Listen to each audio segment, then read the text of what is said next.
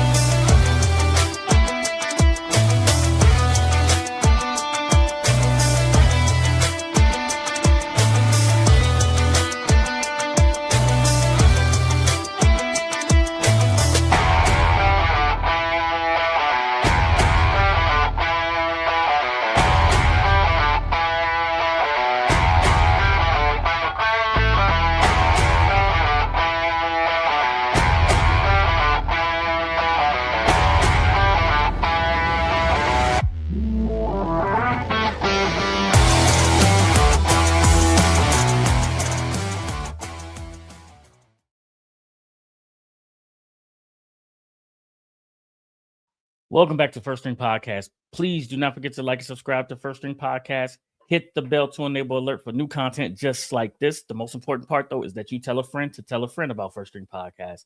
So, sorry about the technical difficulties having at the beginning part of this show, but we are here. We're live. We're ready to go.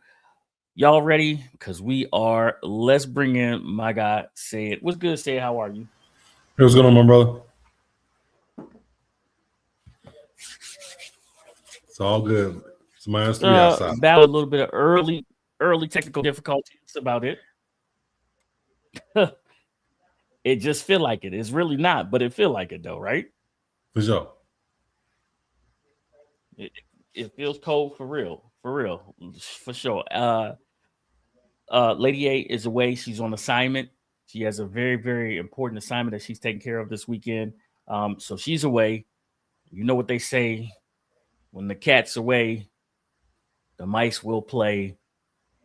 And what I understand, and there will be no fines this weekend. So Al, unmute yourself. Let's go. How you doing, Al?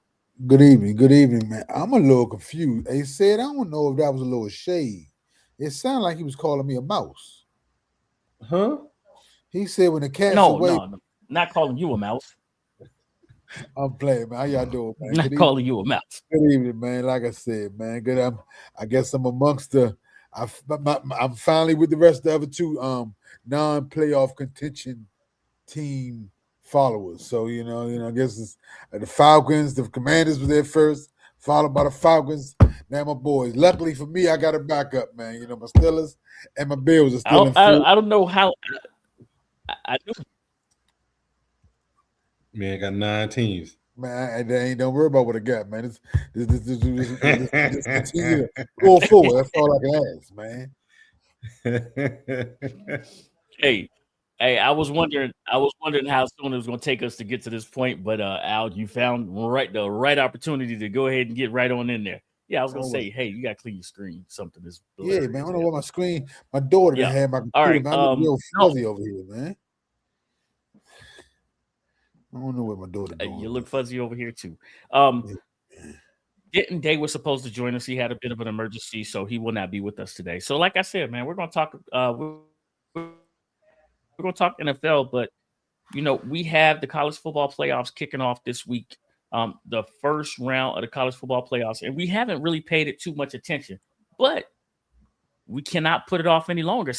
It's time to get to the nitty gritty. You know what I mean? The Heisman has been awarded. Now we got college bowls happening. We got ball games happening today. We got bowl games happening tomorrow. And then Friday, we get to Alabama, Oklahoma at 7 p.m. Shit, That's looking forward 8 to that. o'clock Eastern, 7 o'clock Central.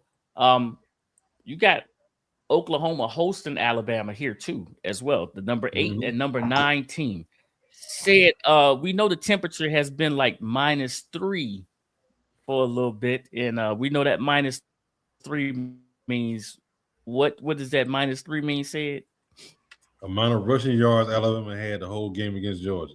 Wow, man, that boy still showing shade. Okay, Boy, so Yes, sir. this is Don't not ride it till the wheels fall off. It's supposed to be is cold. not- Oh, it's supposed to be cold in Oklahoma. yeah, this is not like but this is not like a normal Alabama team that we normally see, because you think of Alabama, and correct me if I'm wrong, Albert, when you think of Alabama, you think of a possession type team that's going to control the clock. They got a strong running game. Strong running game, strong defense, and a team with a purpose. Said know what it's about. He's familiar with that. They don't say roll tide for nothing because they roll over people. And I don't know if we got that with this Alabama team. Yet to be the seen. And like I said, Oklahoma, it's hard to beat a team twice in the same year in college. You know that to be true. But they have beaten them 2 straight years. So is it a bad matchup, or is it a setup? That's what we need to find out.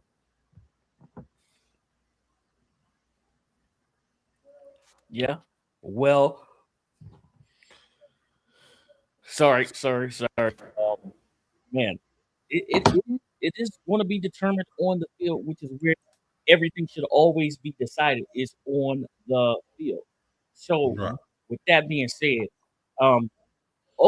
this Oklahoma team said, what do you know about them, and what should we be looking for from this Oklahoma team? Defense. I think people used the defensive scheme that Oklahoma did to knock off Alabama the first time. If you watch the Alabama game, if you watch the Auburn game, which came up after this one, then you would see that some of the same things that happened. What do we do? That's me, shit. I'm sorry. Some of the same things that Al happened took over the screen in that Georgia game that you saw in the Oklahoma game, as well as in the Auburn game. They showed that the different blitzes, the offensive line for Alabama was not ready for. They hadn't worked on it. So, we're going to see.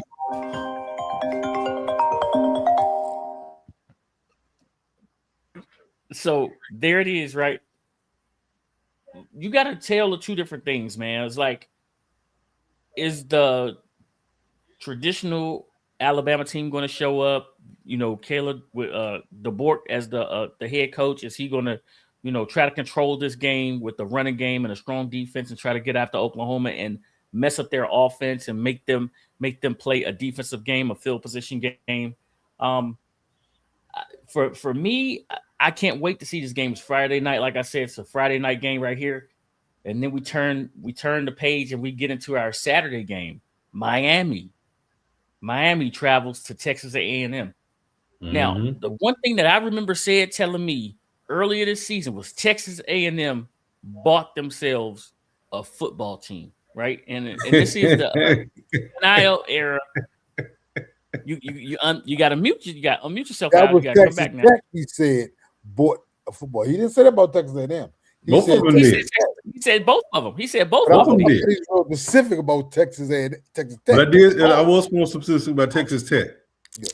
Yeah, most definitely. He said both of them. Now I got them. I got that straight because I know, because I've been watching, right? Mm-hmm. And then he also said something too. A lot of these players that Georgia had, he said, he said they transferred to these other places. He said they don't want to be physical, and Kirby Smart said we schedule those teams because we want to play teams that's a soft. So I've been watching what he said and watching where these players go.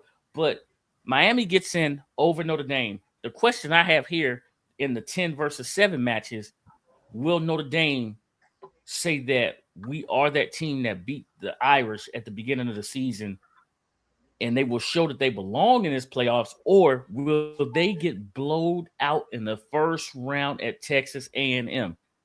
Said, I know what you already think. You SEC strong already know it. Al, what do you think about this game? Well, I'm interested to find out which car, and I think Said can agree with this. What Carson Beck will Miami have? Because that's going to be the telltale sign of, I think, how that how that game ends up. If Carson Beck is the Carson Beck they signed and thought he'd be, and the all-world Carson Beck that he was supposed to be in Georgia, and that he showed flashes of at Miami, or will he be the guy that played against Louisville that threw 4 picks? And I forgot who else they lost to. But each game that they lost, he was the reason that they lost. Mm-hmm. So, it all kind of rides with Carson Beck. So that's what we need to see. Which Carson Beck will we see? And I could, because them can't be had. You just stole Said's thunder, because Said is going to trash Carson Beck here when he starts to speak about Miami. So come on, Said. I'll leave that for Said. No, man, I'm not gonna trash Carson Beck. He didn't play up to standard, for us last year, and him holding that ball a little bit longer than he should have against Texas, what caused his injury, because he was throwing a Hail Mary, get rid of the ball. But anyway, he is fitting well with Miami. Miami has one of the best wide receivers out there right now. Freshman. He's short, though. Go ahead, Al. I said a freshman, too. That's really doggone good. Yeah. So I think that defensively, if they can stand up the way they have been, they got a great chance of winning this game. Now, Said, you selling Miami's defense short, because they have one of the best pass rushers coming out of college football this year. I think his name is Bain, Ruben Bain, and not to mention that they have some NFL players, ex-NFL players down there coaching, doing a great job in Miami, coaching their defensive line and their linebackers. They got Jason Taylor is one of their coaches down there, and he's got them boys running. So he's about to put out the number 1 pick here with Bain. So this defense that Miami has really will be able to get after Texas A&M. So my question is, offense versus defense. We all say defense wins championship now. Now, which way we going here? Which way we going, fellas? Who you like?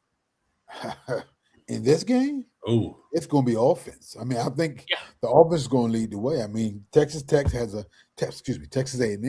has an explosive offense, but Bain may be on one side of the ball, but Texas A&M has a dog at the edge rusher too. That's going to be. We might hear his name called in them first few picks of the first round come May.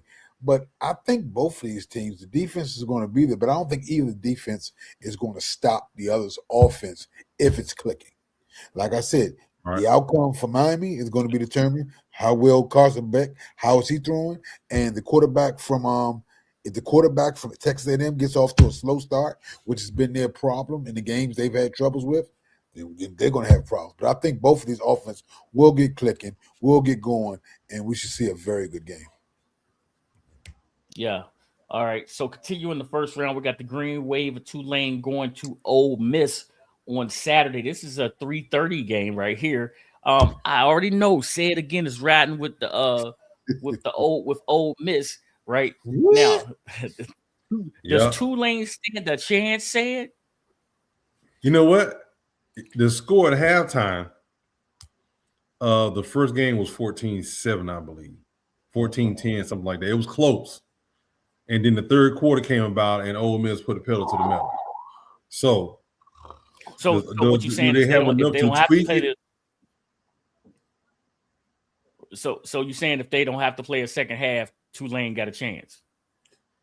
I actually know what I was watching something earlier, and they were talking about Ole Miss's quarterback entering the portal. Mm-hmm. He is going. So if he enters the portal and they get out of the first He ain't round, playing in this game. Now let me ask, the portal doesn't open to January 2nd, correct? for the teams that are playing that missed the portal because they're actually playing in the championships, the portal opens earlier for them. Okay, let me ask you this though. Mm-hmm. This I guess this is the crux of the game, which is going to be Tulane. Who feels Tulane has a chance or a better chance? One, hard to beat a team twice in the same season. I don't care where you at because you've already seen them. The fear factor, the unknown is not there. But let's be truthful. Tulane is working from we're not even supposed to be here, according to everybody else. We got nothing to lose. Ole Miss is working from the standpoint of our coach done left. We don't know what players we're gonna have, and who's actually coaching Ole Miss. Well, I mean, see, that's granted, the thing. we know the coach, but I mean, what does he have? Does he have control of that team? I think that Ole Miss did something that was outstanding. I think they did something that was outstanding. The first thing they did was they locked up their defensive coordinator, made him not the interim coach, but the head coach. And then they turned around and locked up their whole coaching staff so that Lane Kiffin couldn't take nobody with him. They did. Right? He did. They locked everybody. He got like 3 or 4. Y'all got some fake coaches? He did grab a couple of them, but like you said, Lane Kiffin did. He did. Did. So, he did grab a couple of them. Yeah. But I think that these kids and this team was tired of Lane Kiffin playing games. So from that aspect, they went to bat for him with the administration. Did they really? But did they really go to bat for him? Is it something? Is it a narrative that Lane Kiffin tried to push so that he can coach, so that he could coach in the playoffs? Well, I guess we'll never. Well, we'll have to wait and see. I guess, right? And that's the thing. That's why that element I think makes this game potentially maybe a good game because nobody wants to see what we saw earlier in the season when these two teams met. Even though it was a tale of two halves, it said nobody wants to see a blowout in these playoffs, which is what we saw all first rounds last year. Well, last year, absolutely. But if you didn't want to blow out in the first round, either way, you know what? Even if Virginia was in this spot, I still say that they're gonna get mollywopped. I think Notre Dame should have been in this spot, but I mean, like I said, but the rules don't allow that. Go ahead, I'm sorry. You do realize all the teams that were on a bye were actually underdogs to the teams they were playing. Each team was. Georgia was an underdog to Notre Dame. I mean, last year. Last year. Those teams were every team that was on the bye last year lost. Every team that had a bye last year lost. They were all underdogs to the team they were playing. Right. So they had them weeks off, so they was relaxing. So you got to get them right. They had multiple weeks off. I mean, they did. I think these kids are creatures of habit. You know, like I said, they're used to having a week off too. But then you had exams, finals, and then you leave them on campus by themselves, basically, and change that whole culture around where they're just there living without the student body. And off for 2 or 3 weeks, it has to throw off your chemistry. It has to throw off your rhythm.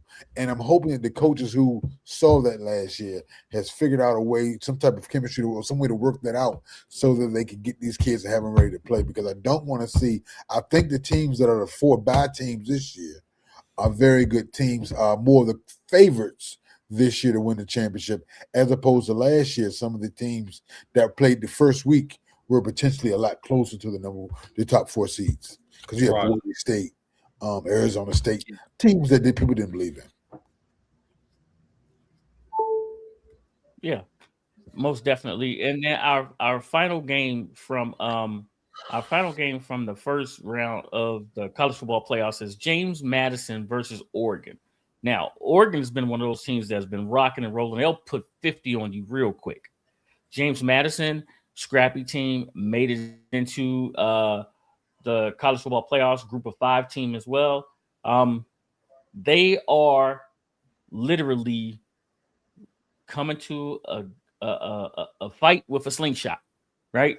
They are the proverbial underdog that's coming in with everything that they have, giving it everything that they have. Man, the spread on this thing is ridiculous. It's just crazy. But said we saw Tulane play their way into this thing. They have a nice running game. They have a team that will not quit. The JMU will not quit. They will keep coming at you, keep coming at you, keep coming at you. My question to you is, do they have enough to mess with Donald Duck and his boys? No. Absolutely not. Absolutely not, Al. He said absolutely not. Absolutely not. No. The thing is, you have these teams that I don't want to dismiss anybody for what they've done, but when you're in a conference Group of five where it's a dog fight every week, it molds a team differently than when you have a team where, hey, this team is 1-7 or 1-10, you play them at a time or whatever, or 6-5, whatever you play at a time. It's completely different. I mean, I'm not going to say they don't have a chance, but I think it's a SMU situation. We saw what happened last year with SMU. I got to kind of agree with Sid. I'm pulling for JMU because that's an old conference rival for William & Mary because he's been in conference with us. So they moved up. And I believe JMU is going to give him, going to be that scrappy dog. But see, I think Oregon could have easily been in that top 4 in regards to talent. They only got right one outside. loss. They number 5. They only got one loss. But I mean, I think Oregon can easily beat Texas Tech.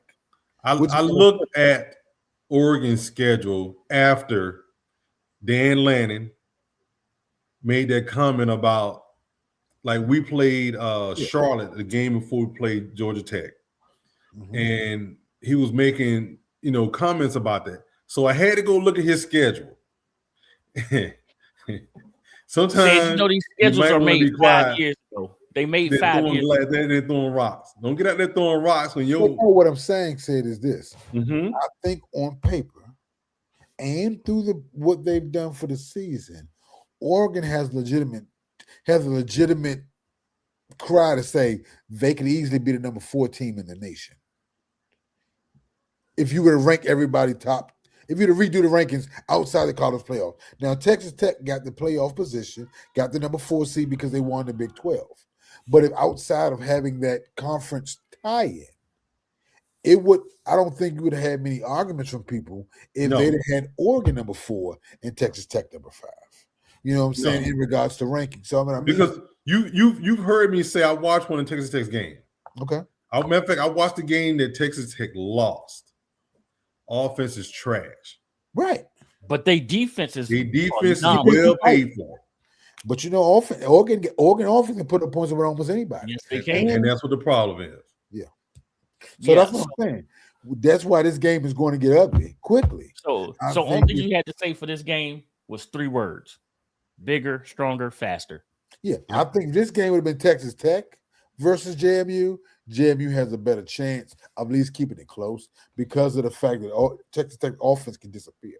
Now, their defense shows up every week, but I think, in regards to a bowl game, the unfamiliar opponents, you can throw a few trick plays in, different things, and you can make it a dogfight. But like I said, that's why I said I think Oregon supremacy in regards to talent deficit, the deficit on talent, bigger, stronger, faster, as you just said, to pick, is going to show over 60 minutes. Now, I got a question about a team that we will not see in a bowl game. They did not make the college football playoffs. And that is, I want to know about a couple of players from Notre Dame, right? Mm-hmm. Did Notre Dame do us injustice by not going to a bowl game and not letting Love run in that uniform one more time? Yes. Yeah, but I don't feel bad for Notre Dame. They're just they're so arrogant with this.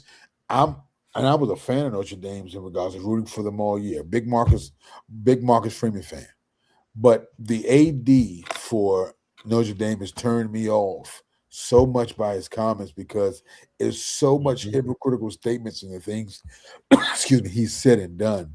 And the ACC did exactly what they were supposed to do when they showed them games and did everything they could to make sure it was understood that they wanted Miami in.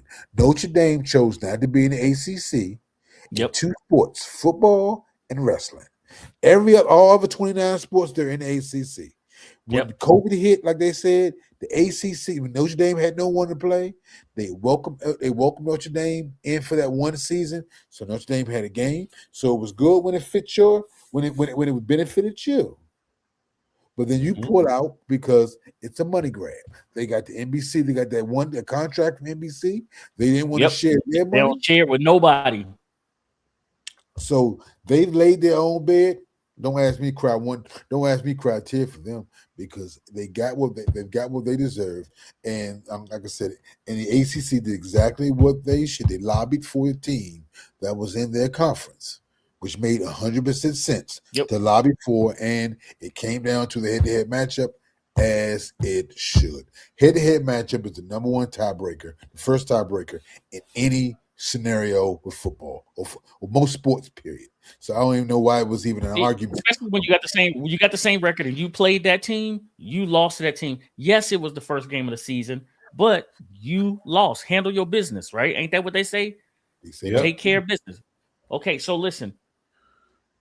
As far as I'm concerned, Love being one of the top running backs, especially what he did to Syracuse with those ridiculous numbers that he put up, I would have loved to see him play another top-notch team. And you know that Notre Dame would have got a top-notch team in a top-notch bowl, maybe a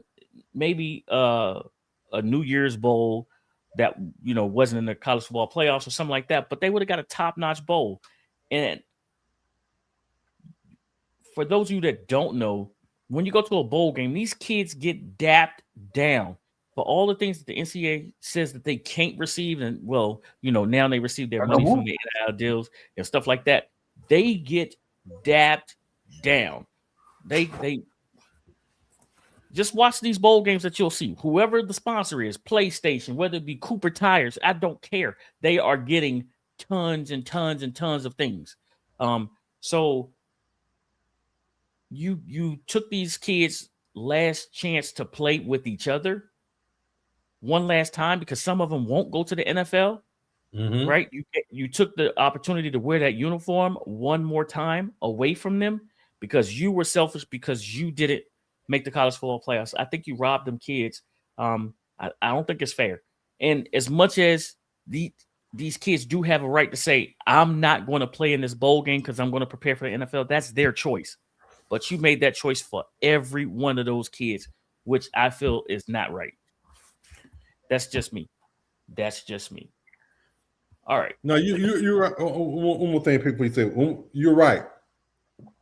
And what's disappointing about it is not that they didn't have the players to play the game. Is that it's almost like, well, since they didn't make the playoffs, we don't want to play anything else. And it shouldn't be that way. You lost, unfortunately, head to head. Even though you were playing better down the stretch, the team behind you beat you. You had the same record. You're muted, Alvin. I'm sorry. The team behind you beat you.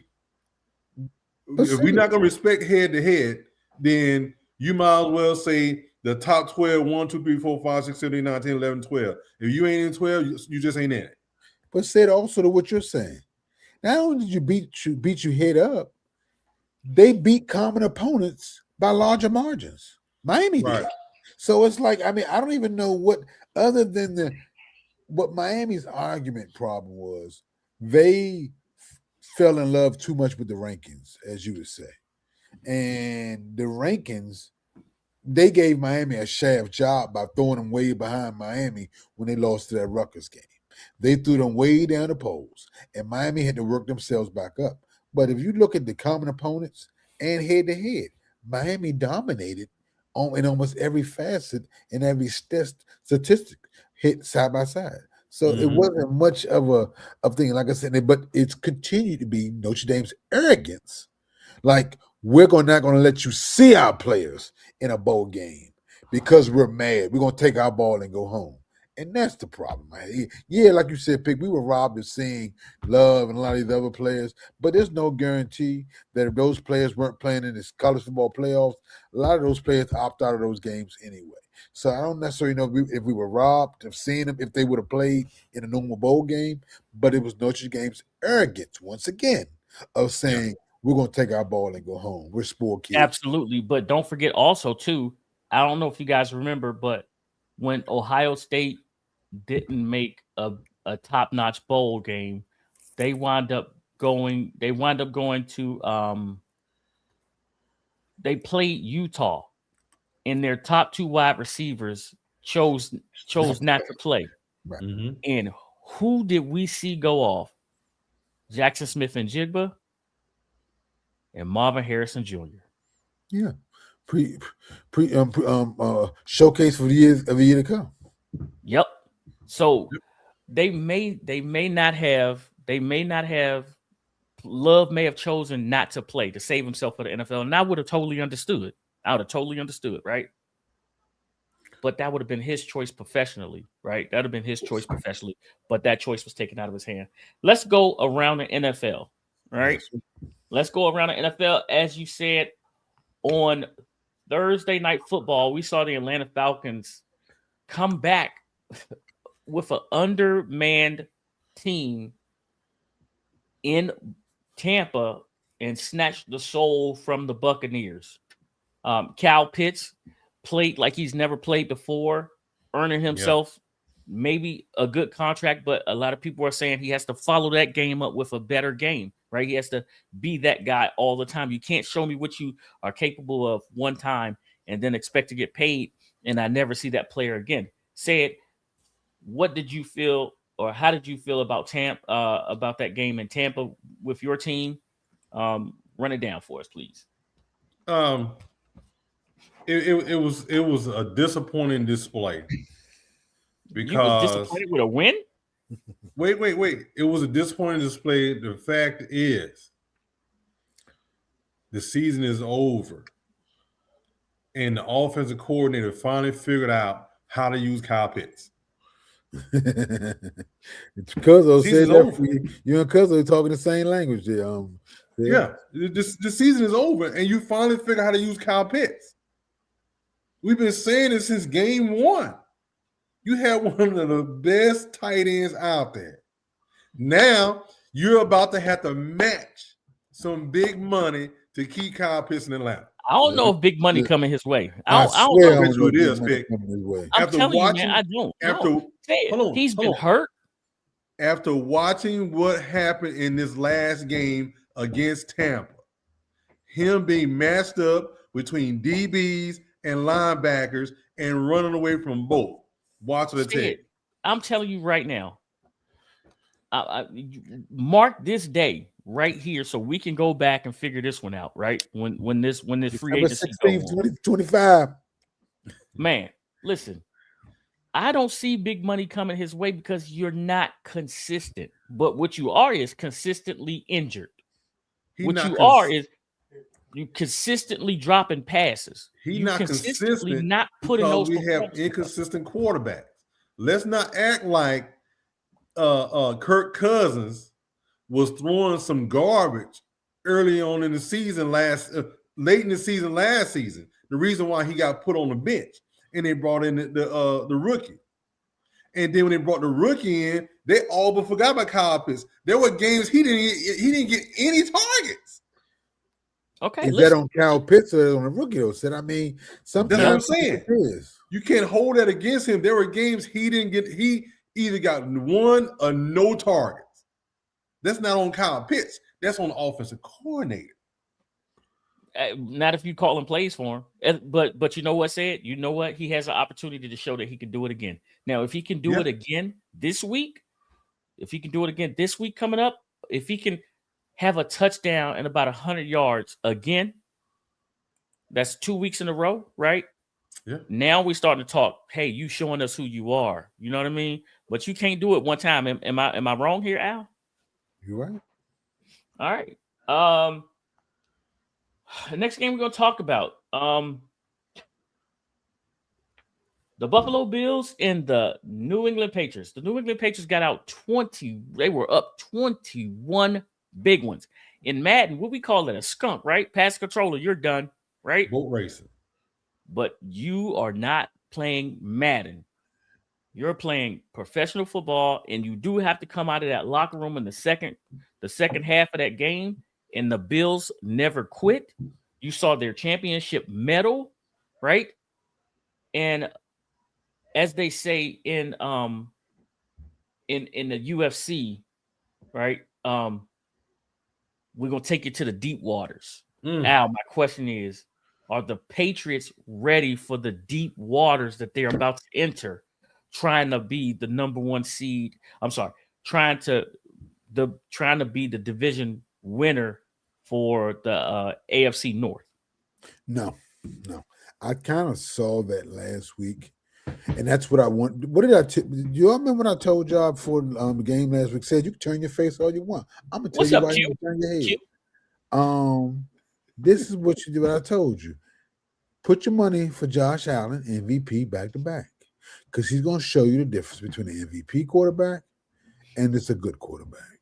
And that's what you saw. Granted, the numbers weren't outlandish because James Cook was a big part of what made that comeback possible. But I say all that to say, you jump up on a team 21-0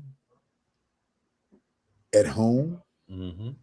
That shouldn't be an opportunity for them to come back. No. And what they showed was, oh, y'all ain't ready. We can turn it on. We can take it to a level that you can. And that's why I think if New England gets the number one seed, they'll win a couple games. But if they don't get that number one seed and they're just a division, even if they're just a division winner, I got them maybe being one and done. Because I think they need the number one seed and knowing that everything's going to come through Foxborough. Excuse me. So in Buffalo, we know can go to anybody's place in the playoffs and get a win. They've done it playing through Buffalo, and they've done it going on the road throughout the playoffs. Yeah, and I think that playoff luster will show. And if they don't do it this year with no Patrick Mahomes, potentially no Lamar Jackson, if this ain't Buffalo's year to get it, and they were they're by far the prohibited favorite coming into this season, especially when the schedule was released, I don't know when they get it done. Yeah, see, that's the thing is you got some other teams that are saying not so fast there, buddy. Right? They're all young. They're young, pick. They're young. Yeah. They may be young, but are they ready? That's the question. But speaking of, they may be young, but are they ready? Let's talk about these Texans. Now, that's a defense that may be able to go to Buffalo and play toe-to-toe with that offense, because that offense doesn't have a whole lot of weapons on the outside. They handled Buffalo. You forget they handled Buffalo this year. Yeah. That's not a team Buffalo wants to see. And Buffalo's about matchup. But again, though, that's what I'm talking about, Pitt. Houston is a team that can end up in the Super Bowl. They've been in the playoffs 3 straight years. Yeah, Bruce and have won a game every year for the last 2 years. And then they run into Kansas City. Guess who ain't there this year? Kansas City. Guess who ain't there? They're an OG. They make the playoffs. They looking like an OG in the playoffs, like the Buffaloes. You got your new teams down, like your New Englands, your Denvers. Even even potentially your Chargers. But hold on, but let's talk about that. Let's talk about your Denver team. Say it. Listen, what did I tell you guys? I told you Denver's defense is ridiculous, right? They may have given up some points here and there, but that defense and that offense, it has weapons. But that defense, they put pressure on you from the time that they get off the plane, if they traveling to you, or from the time that you get off the plane, if you traveling to them. Yep. But I don't trust the quarterback. Nah, yeah, you're right. What about the coach? Let me ask that And question. we both, I trust the coach, but we both know this about the playoffs. In the playoffs, what happens?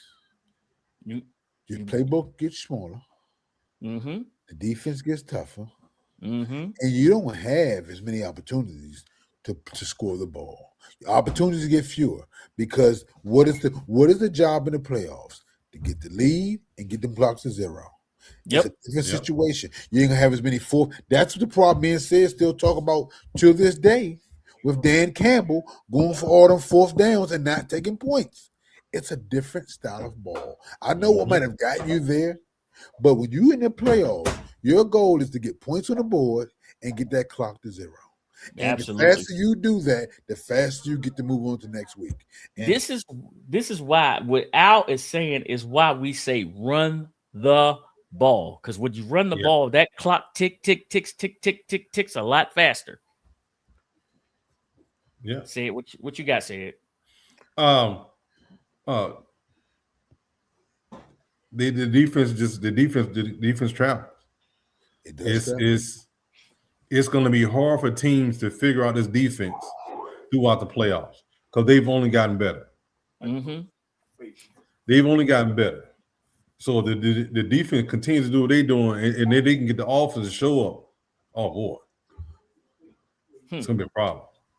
I want to talk about another team right now. I want to talk about a team that we sat and watched cough up a lead. We sat and watched this team cough up a lead. And are we ready to put our faith into this team and see what they do? I'm talking about the Jacksonville Jaguars here. Are we ready to go on that roller coaster again? Listen, just put it this way. And I'm asking you guys in the chat as well. Is you ain't getting on that Jacksonville roller coaster, right? Are you getting on that that Duval roller coaster? Duval County. So I just want to know, Sid, do you want to ride the Duval roller coaster? Nope. You scared of it? You scared, Sid? Yeah. You're scared. Their highs is way too high, and their lows is way deep. And I mean, they get them lows that get deep. Boy, you be drowning out there. This is one of the more interesting teams, though. It's surprising that well balanced.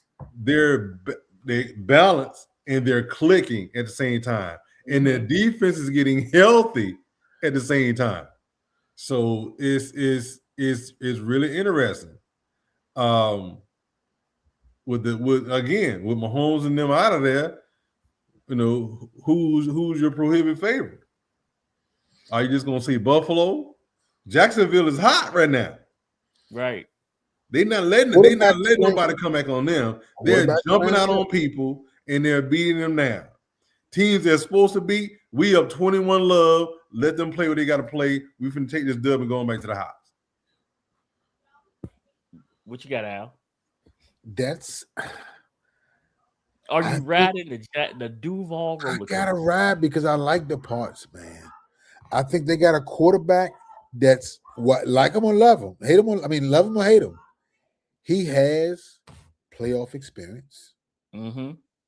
Now you can say what kind of experience because he was up 4 touchdowns. He was up 4 touchdowns and lost last time we saw him in the playoffs. Yeah, we watched that whole debacle happen. Unbelievable debacle. But the coach has gotten the best, and we both know that. We all know this. Sometimes you don't want to peak too soon. And they're a team that seems to be peaking at the right time.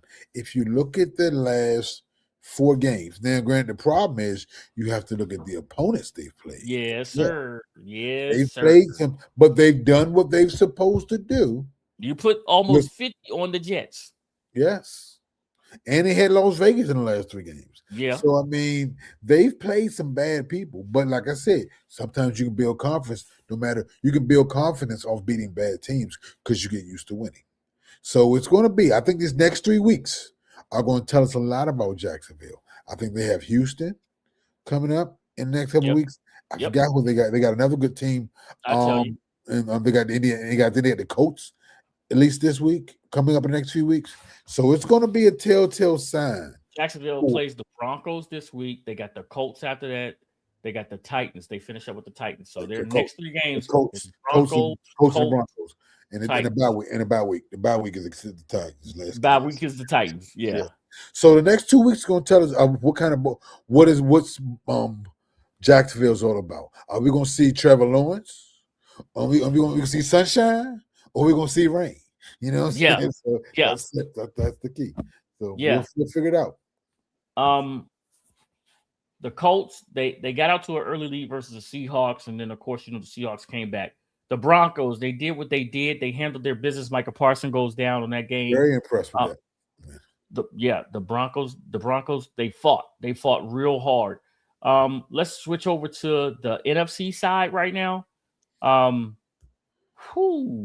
We're switching over to the NFC. We talked about the Buccaneers, the Falcons, the Carolina Panthers. Just when you think that they are going to take the lead, they go ahead and choke it away. So not sure what to think about Carolina right now. Or New Orleans. New Orleans, that's 2 big wins for New Orleans. Tampa Bay and Carolina, the 2 division leaders. They said somebody's going to sit on the couch with them. They're playing the spoiler. They taking people with them. I want to talk about the Seahawks team. For me, I have to say this. At the beginning of the year, I said, what does Seattle have? They got Jackson Smith and Jigba and nobody else. Apparently, they got draft picks. That's all you need. They draft well. They're deep. They're big, they're long, and they're fast. Man. And like I said, my problem is they got Sam Darnold at quarterback. That's their problem. And some people want to say that's a strong point for them. I think it's a weakness for them because when the lights are the brightest, he shines the dimmest to me. And he's going to be their problem. Now, granted, I'm going to give him a pass for how bad they played last week because the Colts is a good team.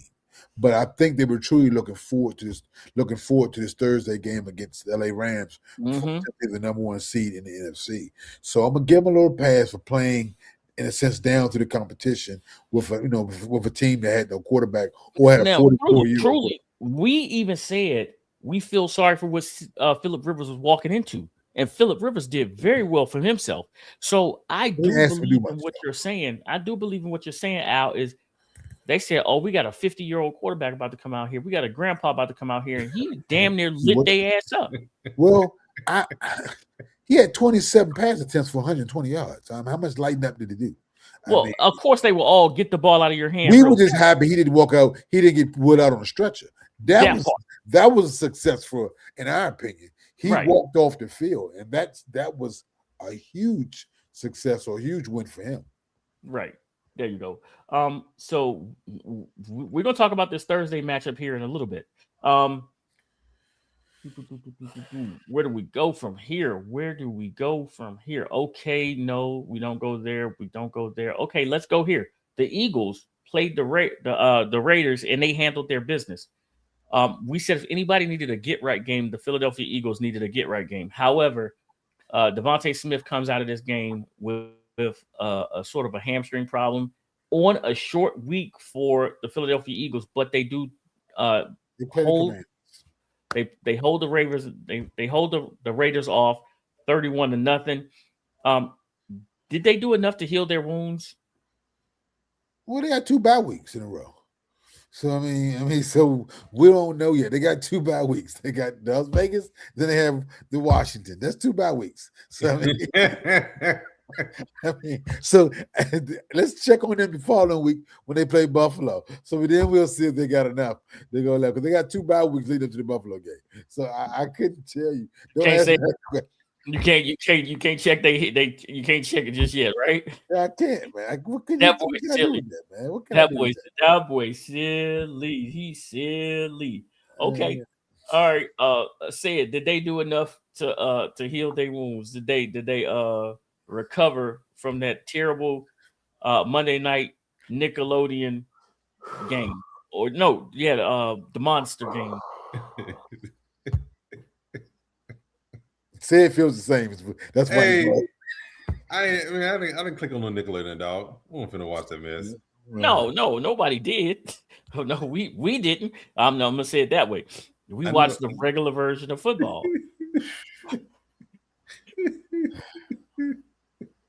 Did they do it? Did they do enough after Jalen Hurts had 2 turnovers in one play? Yeah, they did enough. Looks like they might be gelling at the right time. They might be, but you won't really figure it out until the next game. We know they'll be rested. Yes. Oh, okay. Okay. All right. One of the better games of last week was the Rams and the Lions. Yes. Now the Lions, they showed that, hey, we are not out of this thing yet, and we're still fighting for this NFC North division. It's just the Rams had more players, right? They got more players, more playmakers, and they got one heck of a coach over there in Sean McVay. He was cooking. That's coach of the league. That's the thing. My question is, do the Lions make the playoffs? Wow. Say you can have that one. Woo. You know what? The Lions will make the playoffs, but it's like I told you. When he didn't kick that field goal, they set them back years. And they had a Super Bowl bound team. And I listen to people all week. But that's what they've been doing all year long. It's the playoffs. You cannot do the same thing in the playoffs. You're disrespecting the team across from you by going for it instead of kicking that field goal. You had a team that was statistically supposed to be better than you. You had the team that was a favorite down by 2 scores. A field goal would have made it 3. Chance to make it 3. You had to make it 3 scores. But what did you do? Hey, maybe 4 possessions left, said. Right. Maybe 4 possessions. But you said, hey, we're going to do what we're doing all year. We're going to go for it. Don't do it.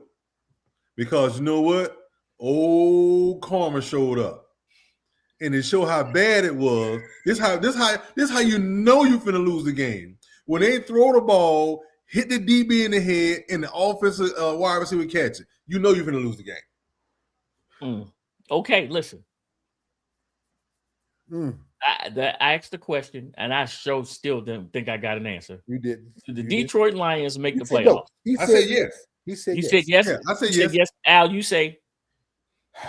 It's so, man, listen, it's so thick in that NFL playoff wild card position.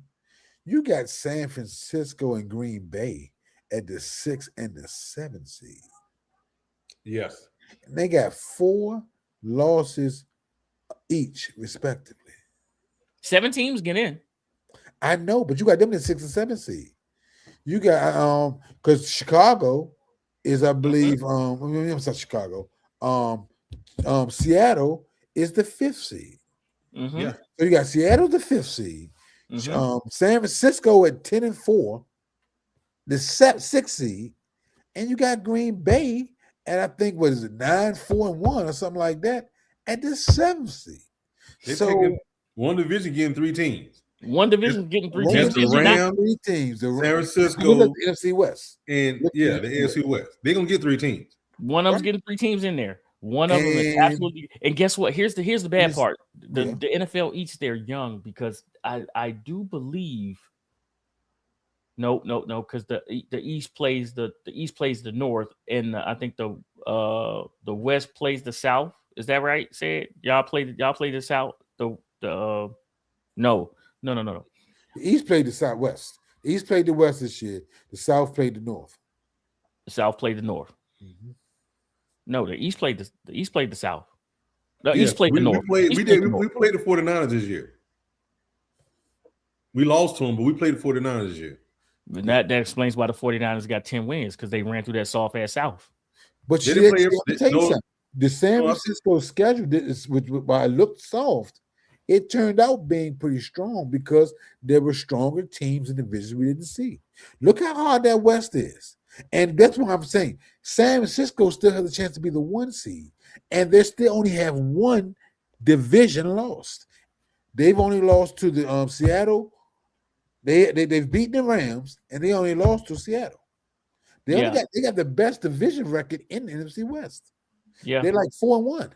I'm sitting here thinking that West the West itself is going to kick one of its teams out, and I think that's how Detroit gets in. I don't know how. They only got 3 games left. They got to lose 3 They games. got 3 games left versus each other. Hold on, They let got me to tell lose you. 3 games though. Somebody got to win those games. I'm gonna tell you who the Rams got. Rams got Seattle this Thursday. Yep. They should have one more against San Francisco. Then they play the Falcons and the Ravens. I'm sorry, the Falcons and the Cardinals, right? They play the Falcons and the Cardinals. The Seahawks have the Panthers and the 49ers. Okay. The 49ers have this is going to settle itself. The 49ers play the Colts, the Bears, and the Seahawks. Right. So they have to lose all that 3. 49er Bears game for Detroit to catch them. That 49er Bears game is going to be super important. Yeah, but I got the Bears. I got the Bears and Green Bay. One of them in. I think Detroit still has a shot. They got a shot, but it's a slim one. I think losing last week really hurt them. That's 7 wins. See, the thing is, if you get to 11 wins, you're in. But that's 11 wins is what you're going to need to be in. That's the problem. They got to hope the team falls back. Look at all those teams left. Yeah, here's who Detroit has left. They have the Steelers this week. They go to the Vikings, and I believe they know how to play the Vikings. Okay. And then they finish. I'm sorry, the Vikings come to them, and then they finish at the Bears. But see, what I'm trying to tell you, Pete, it's not important about who the Detroit plays, because the thing is, you got to think about wins. 11 wins is you're gonna have to have 11 wins to get in the playoffs in the NFC. I don't think maybe 10. 10-6 will get you there. What's Green Bay's record? Hold on, I got it right here. You were asking right when I closed it. 9-4-1. 9-4-1, right? Yeah. So they got 3 more games. Yep. If they win 2 of those last 3 games, they'll push. Detroit can't catch them. And that's the 7th seed. But that tie will actually hurt them. Mm-hmm. No, the tie will actually help them. No, the tie hurts. Because what I'm saying is this: Detroit's at 9-7, right? I'm sorry, 8-7 right now, right? 8-6. 8. Oh, they 8-6. Okay, I thought it was 7. I thought it was 7. The tie hurts. They're 8-6. They're 8-6 right now. Yeah, that's yes. Yeah, that tie hurts them. So, the Bears, I think the Packers will try to sneak in. It's between the Detroit Lions and the 49ers, who I think get in, but I think they get 3 teams in. Are we doing picks today? Yeah, we could. I said you gotta bounce right now because we can get a Thursday in right now. Yeah, I got to bounce. Okay, Say's got to bounce. We'll put it into the chat, but we can talk about it right now. Okay. Right. Hey, I'll see y'all later, fellas. Okay, Say it. Take it back. Later, say it. All right, so we have the Los Angeles Rams and the Seattle Seahawks on Thursday Night Football. Like we said earlier, we think that the Seattle Seahawks was looking ahead to this game versus the Los Angeles Rams, and it could have been potentially a trap game. Let's see if they have their heads right to take on the Rams. And the Rams, that offense can move the ball, and that defense can pressure your quarterback and get you off in the spot. Definitely opportunistic. I think that special teams is going to play a key role in this game right here for both teams, because both of them have some good defenses here. They have special talents on offense, but will Sam Darnold?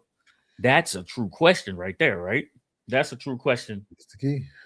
So let's look at this line, Al. We got the Rams at -1 at +100. Their money line is -110. The Seattle Seahawks are +1 at -121. Their money line is -108. The over-under set at 44.5, 113 for the over, 107 for the under. Ha. Man, I don't know, man. This is a pick 'em game, as you can see. Yeah, it is a pick 'em. I'm gonna tell you right now. there's a trait that the Rams have displayed that I don't like. It's when they're playing a good team, besides Detroit, besides when they played Detroit, they tend to fold. I don't know what it is. Yeah, they played Philly. Seattle a couple weeks ago.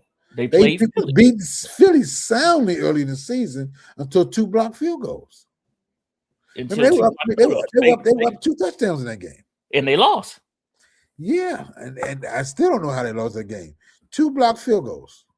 And they lost. And one of them back for a touchdown. And they lost. They did. They lost. So when they play those teams that won't quit and won't fold, I see them not being able to take care of business. You should have gone to Carolina and established yourself as that team in the NFL. And you lost. Why? Because you said it rained? I just don't trust Sam Darnold, man. And that's you're right. my Carolina played the game of their life and beat them that day. And you're right. Any given Sunday, that was the best game Carolina's played in the last 5 years by far. Yeah. So literally, I'm gonna take Seattle plus the 1. Seattle plus the 1 is a good pick. Even with no Devontae Adams, I think the Rams find a way to win this game. Give me the Rams money line. Rams money line. All right, you're going Rams money line. We're gonna put it into the chat. We're gonna put it into the chat too. Bruce said he's playing the over. Yes, sir.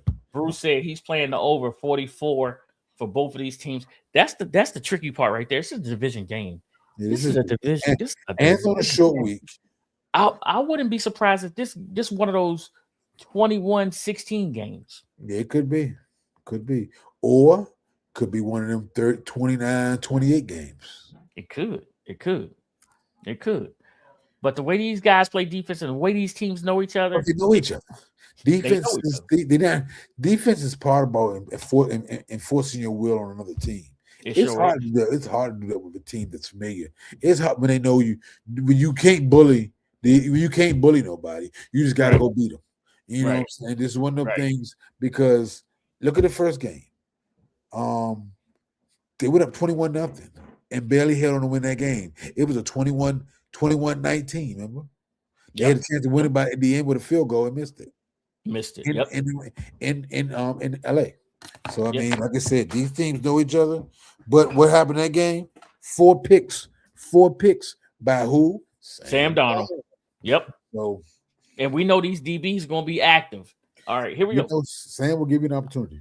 We got a couple games to pick, don't we? We got 2 Saturday games. We got 2 Saturday games. We got the Washington Commanders playing at 4:00 versus they will be hosting the Philadelphia Eagles. Philadelphia Eagles coming off of this 31-0 victory over the Las Vegas Raiders. The Washington Commanders coming off of a victory, 8-point victory over the New York Giants.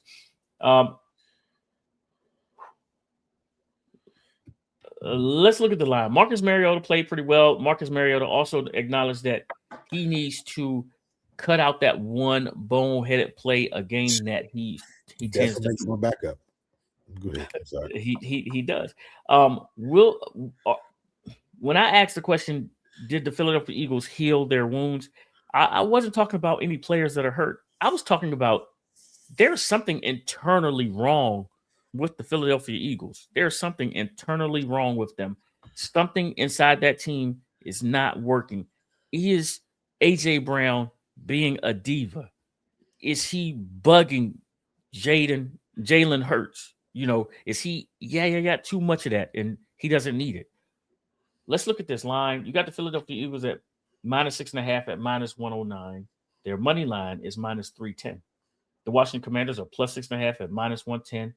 Their money line is +240. The over-under set at 44.5. -108 for the over, -112 for the under. All right, Al, I'm going to tell you right now, man.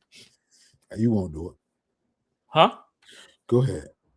I said you won't do it. Take Washington. I am. Washington with the 6 on money line.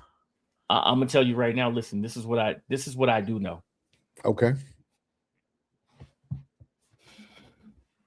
A lot of people are asking the question of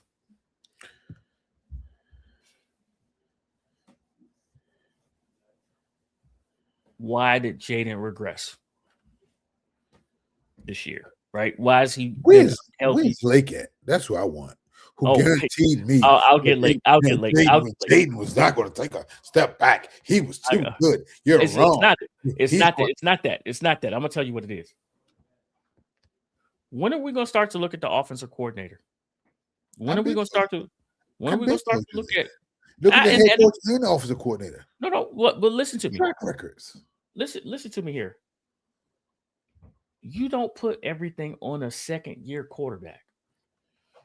You don't put the whole thing on the second-year quarterback. Hey, you're a second-year quarterback. I expect you to play like Tom Brady in his 15th year. I expect you to play like Peyton Manning in his final season where he could pretty much direct the field. You don't do that. You're supposed to lean on your running game, right? And Washington finally did. They finally leaned on their running game versus the New York Giants. Yes, it's the New York Giants, but their front seven is monsters. They got real monsters. Do you remember my nickname for number 5 last year? No. You don't? No. That reminds you? Yeah. Jesus Daniels. Daniels? And I said, y'all put so much on this man. Y'all believed in him more than y'all believed in Jesus. Not y'all, all y'all, but a lot of these fans. And that's what happened with the coordinator, Cliff Kingsbury. He put on this guy's shoulder than he could bear. And that was the problem. I said, you have to surround this kid with talent. Stop acting like you have arrived and continue to build this team for the draft and from within with young talent around them. Well, let me say this too. When you look at your offense, Al, I'm going to ask you as a Cowboy fan, when you look at this Commanders offense, what would you say the strength of the Commanders offense is? Offensive line, I mean, that's one of the most consistent group you all have. Yeah. And your running backs, because you have running back by committee, but you never force-fed your running backs. You kept telling me Nichols, Rodriguez, Bill, all these kids where you got rid of B-Rob, and you said we're going to do it by committee, and we got a stable of backs. And guess what? And then you kept being a one-trick pony. You kept relying on your quarterback. You kept relying on your quarterback, and your quarterback comes out the leading rusher. You can't do that. You had no identity. When you come out of training camp saying you still don't know what your identity is, you already lost the season. Yes. Okay, so what my long-winded answer is this. I finally believe that Cliff was ordered to run the ball. Too late. And we had yes, absolutely too late. We had 37 rushes and 19 passing attempts. Okay. I believe that's the same formula you need to come out of this game with. You keep their offense on the sideline. You control the clock. Ain't that what you just said? Control the clock. You put points on the board. You shorten the game. That's how you win the game. Yeah. Give me Washington plus the 6.5. All right. My thing is, can you all score points? Surprisingly, y'all have been scoring points the last couple of weeks, which has been surprising, even with Mariota. And I don't know if it's because Cliff can still do the things he wants to do with Mariota in regards to the Jaden script, even though he's not as good as Jaden, because he can run, he can do it. Because that's the problem. He wants to run Jaden too much, and that's how Jaden got hurt.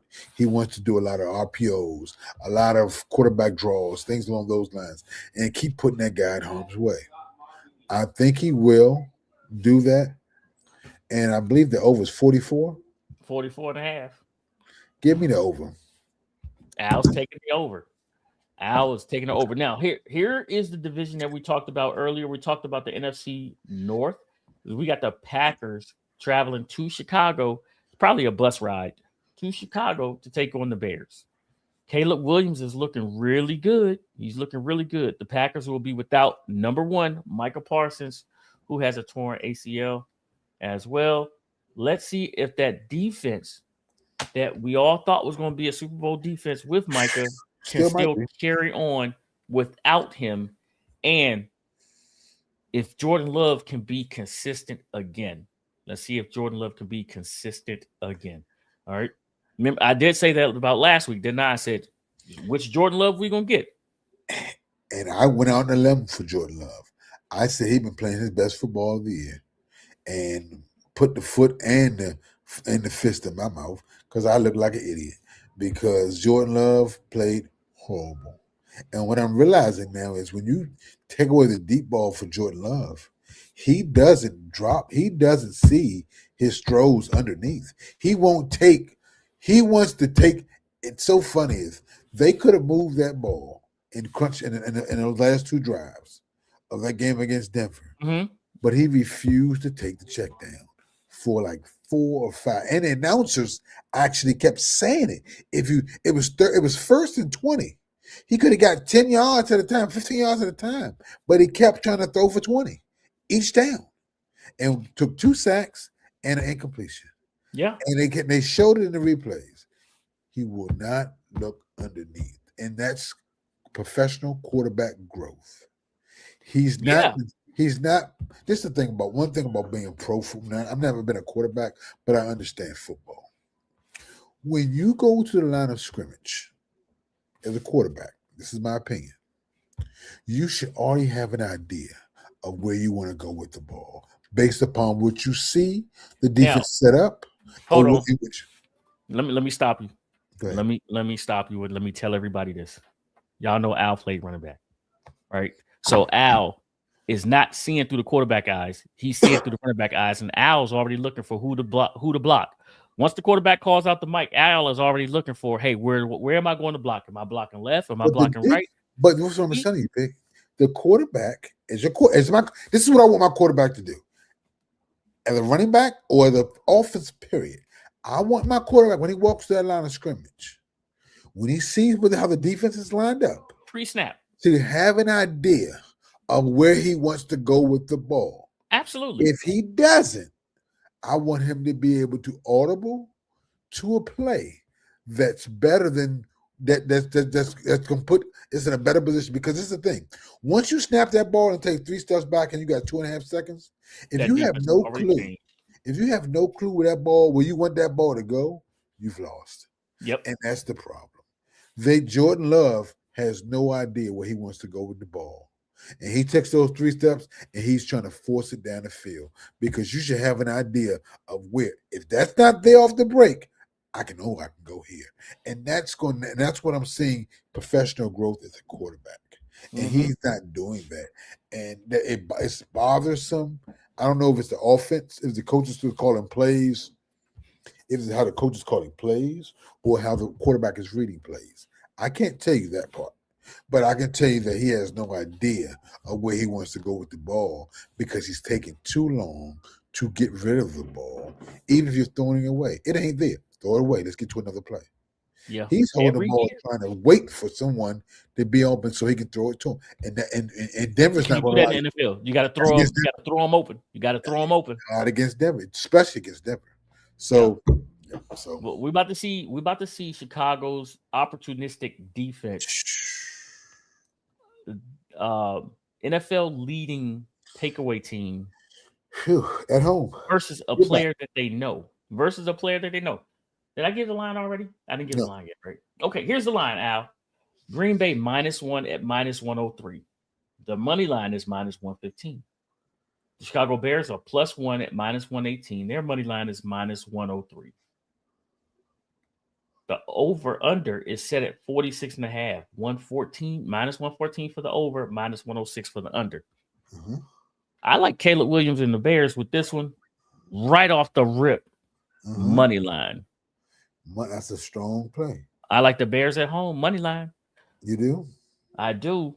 I can take the +1. I could take the +1, right? Yes, but that's -118. That's -118. It's a nice, balmy, comfortable 44 degrees. I mean, both teams play outside. Saturday in Chicago is be 40. Weather won't be a factor. It will not. I'm wondering the morale of Green Bay will be after a tough loss in Denver, losing your best defensive player. Yeah.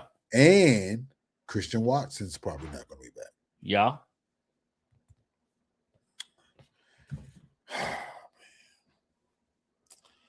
think I like.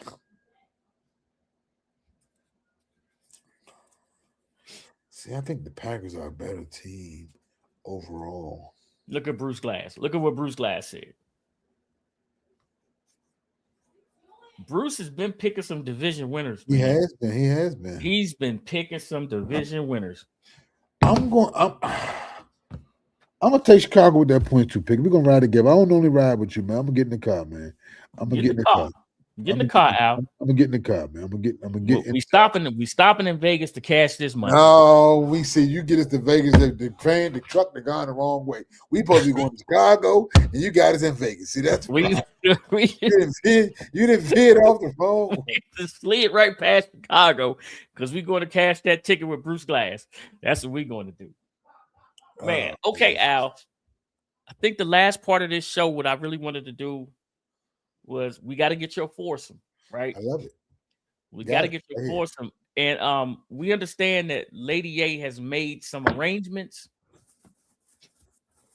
Yeah, we'll be coming from the round will be coming from Mystic Dunes Golf Course, a Hilton property down in Kissimmee, Florida. We're gonna do all. We spared no expense on Lady A's credit card. No expenses. She's spared. flying them down to Florida, so we ain't even gonna keep it local this week. We're gonna get a private jet, right, and fly them on down to Kissimmee, aka Orlando. And she already got a nice little, Airbnb, not Airbnb, excuse me, a little resort style suite set up for each one of them.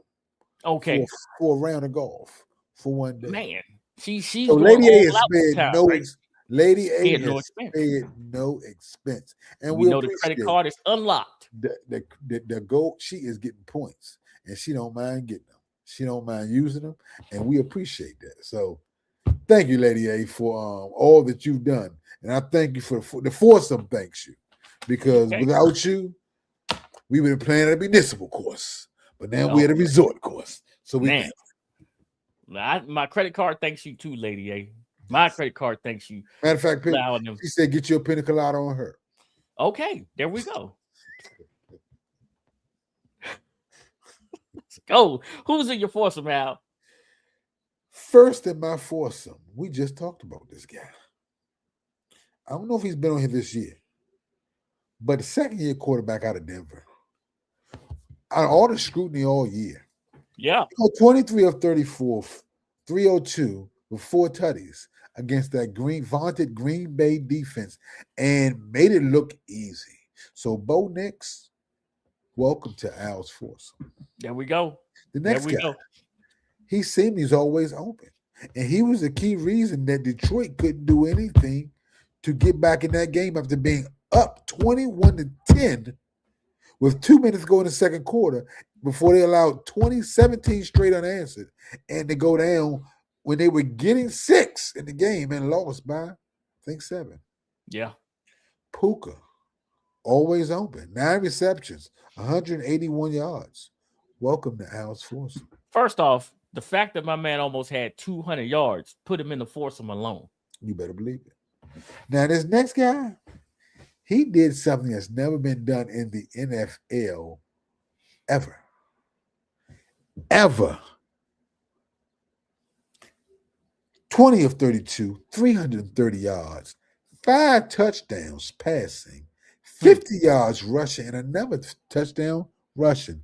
A 6-tutty performance. Trevor Lawrence. I don't care if it was against the Jets. If you make NFL history, you make Al's foursome.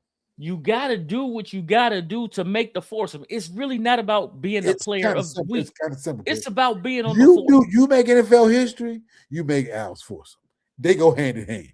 If you that's all I'm gonna tell you. You want to go make history, history will be made. We'll celebrate you off Lady A's credit card and Al's foursome. So, and the last guy kind of hits home because it's one of my boys. Kyle Pitts. All them Atlanta Falcons, Thursday night. 11 receptions, 166 yards, and 3 tutties. 3 tutties. You get to come on Al's for somebody. For the first time. For the first time. Because I don't know if I've seen him. I don't know. mean, like I said, everybody telling me what he could do. I'm telling you what he did. And this week, the boy showed up. Yeah, So he did. Cal Pitts, man, congratulations, man. You and a big win that no one saw coming, especially me. Better late than never, as they say. Better late than never. And they showed up. The Atlanta Falcons did. And you were the big reason, man. So that's my foursome. Bo Nix, Puka Nacua, Trevor Lawrence, NFL history, and Cal Pitts, man. Tell them it's on Lady A's card. Lady She A. made the foursome. Mystic Dunes down there, you know, she's with a special course down there in Florida, man. She gonna pay for everything. So we good. Al, I gotta say, man, your foursome has 3 newbies. Yeah, it does. It has 3 newbies. Puka Nacor's been on there before, so he knows what this trip is about. Oh, he knows what it's about. The question is Puka going to show these guys how to keep coming back to this foursome? Because we know Puka likes to be on it. Puka likes. It hurt me that they had no running backs on here, but it was a strong week for the pass catchers. Yeah, and I didn't see a big defense. It wasn't a big defensive standout anywhere because always try to mix up. I like to put a little bit of each side of the ball. But these guys, man, just stood head and heels above everybody. And Cal Pitts started the week off with that Thursday night performance, and then Sunday's action was kind of a no-brainer for me, man. So yeah, like I said, we'll see these guys down there, man. We'll send them back and pick. We'll make sure we get that pina colada, that margarita for you. Yes, sir. Courtesy of Lady A. Courtesy of Lady A. Okay, so check this out. This is the last part of the show out. I didn't put this into the rundown. Okay. But we're gonna do this and get out of here real quick. Okay, Sure. We're gonna do this real quick and get out of here. So Myles Garrett hits the sack record, right? We had Phillip Rivers, who is up for the Hall of Fame this year or next year. Next year, something like that. He came back. Phillip Rivers he was up next year, but now he's not eligible for another 5 years. Because he came back and played. Because he became anytime you touch an active roster, your calendar still got to wait. It resets to 5 years. You got to wait till your 5 years. Okay. So with that being said, I want to start looking at some players that are in the game right now and saying, and I want you guys in the chat to, do this with me too. Hall of Fame or not Hall of Fame?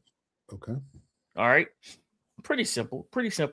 So, of course, Myles Garrett, we see what he's doing. First, man, my guy is a freak of freaking nature. The premier defensive player of our generation, of this generation, not our, but this generation, yes. Yeah, for sure. But my question is, like you saying first ballot, Von Miller. Von Miller is right outside of the top 10. Myles Garrett, TJ Watt, these guys are coming. So when Von Miller retires, if he doesn't get inside that top 10, he's a Hall of Fame. He had 2 Super Bowl rings. Hall of Fame? Hall of Fame. 2 Super Bowl rings, sack records, multiple teams. He'll be a Hall of Famer. Hall of Fame. All right. Yeah. First ballot Hall of Famer. He'll get it because he got that ring in LA, he got that ring in Denver, and he was the MVP of the Super Bowl. Yes, he was. The year Peyton won his last ring. So yes, I think that will be the caveat that pushes him over as well. Okay. Matthew Stafford is having one heck of a season. Many are saying Matthew Stafford should be the MVP. Him and Josh Allen are battling for these MVPs right here. Now, we know all of that time that he spent in Detroit battling injury, but putting up numbers. He had Megatron left. He goes out west. He gets his Super Bowl with a team that Jared Goff still had there, but didn't have there. Now he has Puka Nacua, Devontae Adams, and he's adding to his touchdown resume, right? And his games played and things of that nature, and his yards, ridiculous. I think he needs either an MVP or another Super Bowl, and he's a Hall of Famer because he'll have the numbers.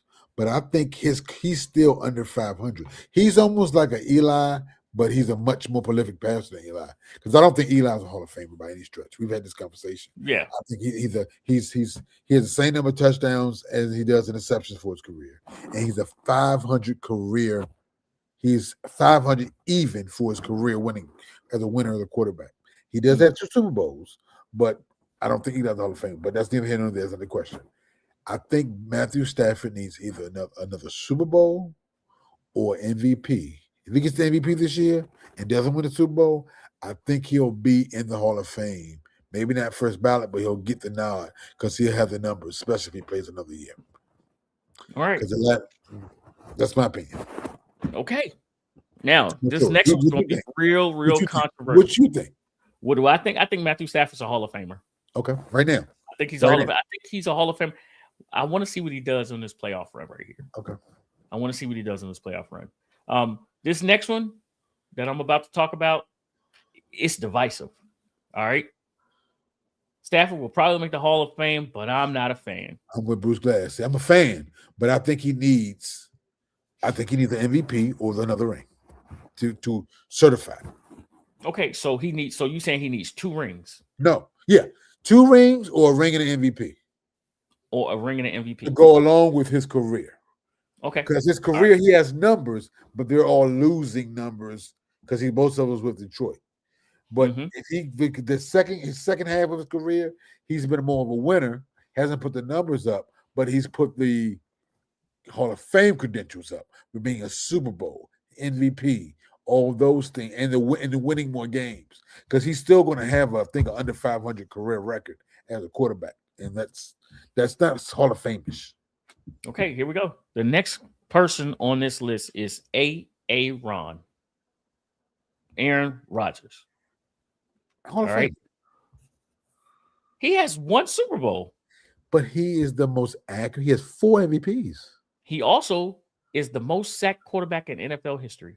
He has 4. No other quarterback has more MVPs. I think somebody has the same number. He has 4 MVPs. No, that's that's what I was saying. Like I said, he's very good. Yeah. 4 MVPs. That's going to get him there. He was the MVP. He was the first ballot MVP. First ballot Hall of Famer before he went to the Jets. So we can't Russell. I really don't understand how because this guy had some of the most talented wide receivers in the NFL. Had some of the most talented NFL, but all you have to show for it, and he had some good defense. All you have to show for a quarter of his career. 1 Super Bowl. Think about this pick. I'm gonna put this stat in your head real quick. For a quarter of his career, he was the most valuable player in the NFL. How many people can say that? Look at his wide receivers. The wide receivers don't get the credit. Look what Devontae looked like when he left him and went to Vegas. He was in witness protection program till he got with another quarterback. Till he got with Matthew Stafford. No, he said them quarterbacks is trying to get him killed in Vegas. Okay. Matthew Stafford had him being on the Hall of Fame track. Rodgers had him on the Hall of Fame track. 1 Super Bowl, 4 MVPs, pick. That's not 1, not 2, not 3, 4. You do so. If he's been played 16 years, 1 out of every 4 years, he's the MVP of the league. You're not a Hall of Famer? Come on, baby. I'm just saying. I understand you're not an A-Rod fan. I'm not either, but his resume, he's at the first ballot resume. He destroys teams. He's a coach killer. He's a team killer. He's a me guy. I get it, but there's a lot of those guys in the Hall of Fame.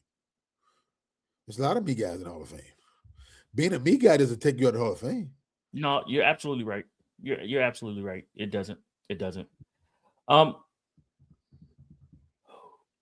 Where do we go? Offense, defense.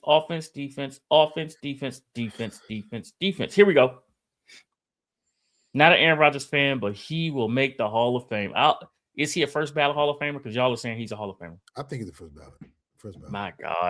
My God. Okay, got it. All right, here we go. Last one. This person has moved from cornerback to safety now. Ooh, I know where you're going with this. I like this kid too. Yeah. Jalen Ramsey. Jalen Ramsey, my man, he usually takes on the best wide receivers and shuts them down, talks trash to them, and then he's gotten hurt and he's bounced back and he's in Pittsburgh right now. He's playing safety and he's doing some things. He's helping that secondary out a lot. Is he a Hall of Famer? Now, you got to remember, he was on a fast track. He was on a fast track. The credential for MVP on a skill position like cornerback is so much different. I'm going to say he'll get in for this reason. He's been the premier cornerback of his generation, and he has a ring when he went out to LA. Yeah. The fact they got a ring, he was a top five pick as a cornerback and was the best cornerback pound for pound at his position for many years. I think he had like 4 or 5 first team all pros. Mm-hmm. And he's made the tradition, done the Rod Woodson. He's made the career shift from cornerback, lockdown corner, to dominant safety. And if he gets about 2 or 3 more years of this at the safety, even at Pittsburgh or wherever he may go, to extend his career, he'll make it. Got you. All right. My last bit here is this. A lot of people are saying Bobby Wagner's this is just me talking. Okay. Bobby Wagner is a surefire Hall of Famer, right? He is. Hall of Famer. My man has like 1,000 something tackles, like right under 2,000 tackles. Right? Right. London Fletcher's been out of the game for over 5 years. Don't do that, Pick. Don't do that. Well, if you look don't at discount that man's career like that, man. Go ahead. Wait.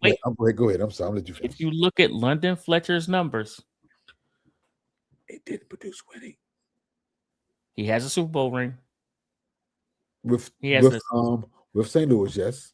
He has the same amount of tackles. Well, not the same, but he's in a 2,000 tackle club with Ray Lewis. It's him and Ray Lewis alone in that club. I agree. How can a man that doesn't have 2,000 tackles say that and he has 1 ring, and you can say that's a Hall of Famer, but you can't say London Fletcher is not? I don't understand it. Because I don't understand it. Bobby Wagner was 2 Mm-hmm. things. Let me, because you can make a wonderful argument. London Fletcher's numbers are Hall of Fame worthy. 2,000 tackles, but it's like, let me give you an example. I'm trying to give you a good example so I can help you understand this. It's like saying Robert Ory is a Hall of Famer because he has 7 rings. So you give me the stats. London Fletcher was a very good defensive player. He was a Super Bowl champion with the St. Louis Rams. But London Fletcher was never a dominant defensive player that equated to more wins. And Bobby Wagner was the leader of the Legion of Boom, which won, went to multiple Super Bowls because of how they played defense. So it's like London Fletcher has numbers because of longevity, and it takes a lot to play that long. You have to be very good, not just okay. You have to be borderline to play that many years at the level that he played. And I think he'll eventually get in on like a Legends type of deal where it won't be probably voted in by the writers, but he'll get in on one of those, later in on his career. And there's no knock at him because London Fletcher was a hard-hitting hell of a player as a linebacker for Washington. Yeah. The problem was his production did not equate to winning. And part of that, you got to win, Pick. They didn't win. Washington didn't win during London Fletcher years consistently. You keep saying Washington, but don't forget he played in Buffalo. He played in St. Louis as well. I get that. Those teams went to the playoffs. That does help does help his team, but he played The the Buffalo majority of team his went to the players. prime years. Because y'all got him towards the prime. We got him in. We had him for 2, 4, 6. We had him for 8 seasons. He spent 5 seasons in Buffalo, 4 seasons in St. Louis. So half his career was with y'all. So you saying that that's longevity. So he got 2,032 tackles, total tackles, right? Now, let me ask you this. He got 2,000 tackles in 17 years. He's only one of the 2 players probably with Ray Lewis. With 2,000 tackles. How many years did Ray Lewis play? I'm about to pull that up right now for you. Because Ray's not going to couple extra years to get that second ring. But go ahead. I just can't remember. I'm just trying to get an idea. Because Fletcher was a tackling machine. Yeah. I mean, he played linebacker. You call him a tackling machine, but then you say it don't equate to winning. Without him. I mean, what I'm saying. And I think, and the problem is for real, he played the same generation with some generational linebackers too. And that's going to be who and when you played makes a difference too. If you played in the era with the Ray Lewis's, it hurts you sometimes. If there's multiple linebackers in that generation that played along with you, it hurts you. I'm just telling you, it does.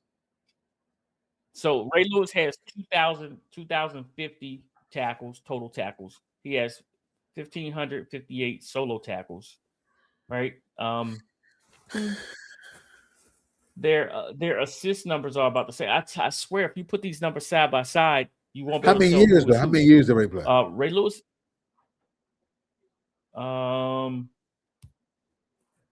It was a good number. I can tell you total number of games. Ray played. Because he missed a lot. Ray missed a lot of games. He had some seasons where he played 5 games, 6 games. He has 2 seasons where he played 6 games, 1 season where he played 5 games, a season where he played 12 games, 15 games, 14 games, 14 games. So Ray played a total of 228 games. London played a total of 256 games. Never missed a game. 2 more seasons. Now let me say this: that never missed a season. No. That's never missed a game. I know that's 2 more seasons worth of games to get those numbers. Is what I'm saying. Because he didn't miss a game. I'm not. This is what I said, Pick. I said that's Hall of Fame worthy in the fact that you never missed a game as well. Even though his numbers, he got his numbers in more games. The fact that you never missed a game with a linebacker, that's incredible. Here's the other thing too, is his assists. He has 653 assisted tackles. Ray Lewis has 492 assisted tackles. The sacks, 41. Ray Lewis has 41 sacks. London Fletcher has 39 sacks. It's an argument to be made, Pick. I agree. And I feel funny saying this. I'm just saying it's he will get into the Hall of Fame. I'm confident of that. He just will get in after multiple times of being on the ballot, if that makes sense. I think you can't deny the man numbers. And he has a ring. I just think because his numbers didn't necessarily equate to winning, it's going to be held against him. But the fact that he has his career numbers and his longevity and durability speaks to how good of a player he had to be. And he had to be seemingly Hall of Fame worthy. Now, whether they get him in is going to be a question, but he's going to have to wait, unfortunately, because the era that he played in. I'm just going to tell you.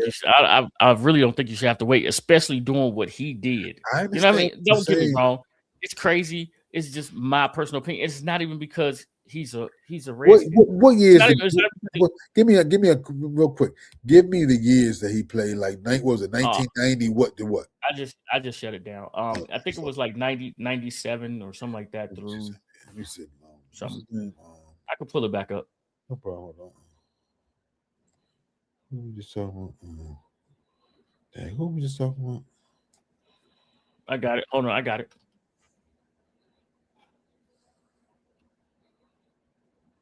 London Fletcher. Boom, I got it. I got it now. Okay.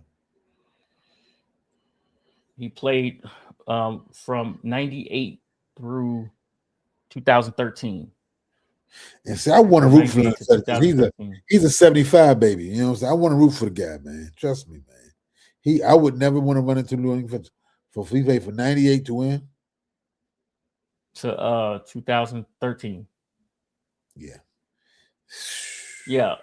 Listen, I one of the things that perplexes me about the Hall of Fame is how in the world can you have players with similar numbers, but one gets in and one doesn't?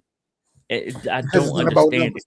NFL Hall of Fame. That's the one thing that's great about NFL Hall of Fame, though. It's such an exclusive club. Numbers It just is. don't get you. Numbers just No, don't get you. Yeah, you're right. You have to be a winner. One, you have to be a winner, right? But That's what makes it sometimes, so exclusive, man. It's so hard sometimes, and such an honor. do you realize how many quarterbacks Patrick Mahomes has kept out of kept them from getting a ring? How many quarterbacks Tom Brady has stopped from getting a ring? And when it comes up to say, "Hey, where's your ring?" You will say, Tom Brady's wearing it. Like Jim Kelly. Jim Kelly doesn't have a ring because he ran into Aikman, he ran into Williams, he ran into the NFC East. In today's NFL, Jim Kelly, Warren Moon, Dan Marino, all these guys might not be Hall of Famers. But they put up numbers. If they were, I know, but if they were born 20 years later, everybody puts up numbers down. But hold on. That brings me to, and y'all need to get ready for this too. That Dan Marino, that draft, that was a once in a generational draft, right? Where all those quarterbacks came out and they were all super successful, right? They may not all gotten rings, but they were all super successful. This offseason, I got to take another look at last year's quarterback class. I'm about to say Jake's class. Jake's class could have the potentially could be there with Penix, Bo Nix, Drake Mayhigh he's playing, Caleb. I mean, with those guys, I mean, that could potentially be that. And it only that comes generational draft class. Yes, it comes like every 20 years or so. Yes, that one. Yes, and what I'm saying, and the reason I say this offseason is because just because one or two of these players have a down season or something like that doesn't mean that they can't bounce back. It doesn't mean that they aren't that guy. It's just how do the teams bounce back around them. So yeah, so I just wanted to do that quick exercise of are they or are they not a Hall of Famer, and then my own personal rant here do it again when we get the whole crew together. For London Fletcher. Oh, we definitely will. Moon would have played his whole career in the NFL and not the CFL. May have had the numbers similar to Brady. Not Super Bowls, but maybe passing yards. Yes. He'd had good numbers though. I mean, and I think Lawrence Moon, I think was important for him to be in the Hall of Fame for a number of reasons. One, he was blackballed for many years, and he was the Tom Brady of the CFL. He won many a Grey Cups. Yeah, he did. Don't tell me Warren Moon didn't have any Super Bowls. He didn't, but he had championships. Yeah. And if he wasn't blackballed because they thought a black man couldn't play quarterback in the NFL, because Warren Moon could toss that pill with the best of them. The best of them. So that was more of a righting a wrong, put him in the Hall of Fame because he deserved it, but also righting a wrong because he should have been in the field many years before he was allowed to be. And he shouldn't have been forced to go to Canada to prove himself. So I think that was part of it as well. But you're right. He would have had numbers rivaling a lot of the top past quarterbacks of his generation and future generations as well. So I must agree with you, Bruce Glass. I think I got Bruce Glass in fantasy this week, so I got to be. Oh, speaking of, thank you, Al. Thanks for saying something about it. Thanks for saying something about it. So we had our fantasy football playoffs first round matchups. So this week, the semifinals. The semifinals, you got the number 3. How did I fall number 3? Number 3, Pigskins versus the number 2 Notorious. That's Eli. And then we have Ahana versus the True Ertz. That's David and Sip. All right. So those 2 teams are in the semifinals. I think week 16 goes to this week. The playoffs is 2 weeks long. I think it's 2 weeks long this week. Sure. That Prime has a bye. Didn't he? Yeah, that Prime. I gotta look at it. See, they don't show it in bracket form on my phone, Yeah. so I gotta see because it's funny how it is. Because they got consolation games and all the other mess. Once you're out, man. This kid just kill it. Yeah, you got Bruce Glass this week. You got Bruce Glass, and then Mr. Otis has Georgia Dogs. Sid got a victory last week, but that ain't. They win any games this year? The Georgia Dogs.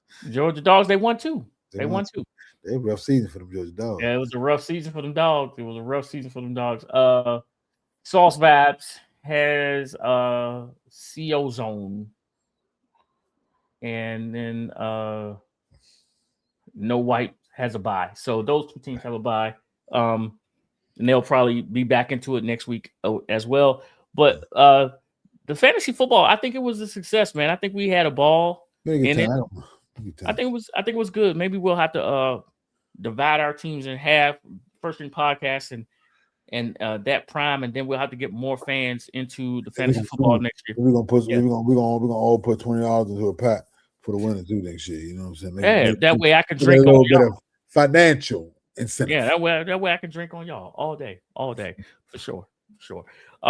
Man, that was a good show right there.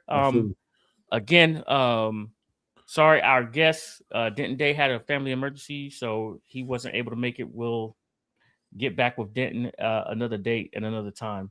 That's going to do it for our show, man. So we appreciate y'all. Lady A, congratulations. Yes, ma'am. Congratulations. On your credit card being maxed out. Absolutely.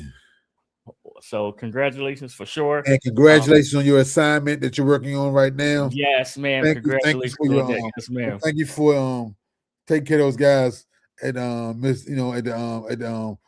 Al's Foursome this week too. Thank you. Yep. So shouts out to my son, United States Air Force, First Ring Podcast, seconds to none. Come get some. Sid will say go Dogs. Bruce Hale says raise hell. I say hail. Pittsburgh, Buffalo, go.